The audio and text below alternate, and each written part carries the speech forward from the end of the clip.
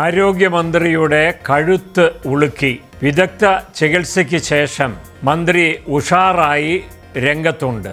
KSU പിള്ളേര് ആക്രമിച്ച് പരിക്കേൽപ്പിച്ചുവെന്നാണ് പാർട്ടിയുടെ ഭാഷ്യം. കണ്ണൂര് മന്ത്രിക്കെതിരെ കരിങ്കൊടി കാണിച്ചു.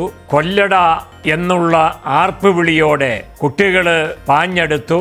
അങ്ങനെ പരിക്കുണ്ടായി എന്നുള്ളതാണ് സർക്കാരിൻ്റെ മെഡിക്കൽ ബുള്ളറ്റിൻ. പക്ഷേ അതിന് ഉപോത്ബലകമായ തെളിവുകളില്ല. കേസെടുത്ത പോലീസ് പരിങ്ങലിലായി. CCTV ദൃശ്യങ്ങളിൽ ഇത് സംബന്ധിക്കുന്ന കാര്യങ്ങളൊന്നും കണ്ടെത്താൻ കഴിഞ്ഞില്ല. അതുപോലെ തന്നെ പോലീസിനും തെളിവുകൾ കണ്ടെത്താൻ സാധിച്ചില്ല.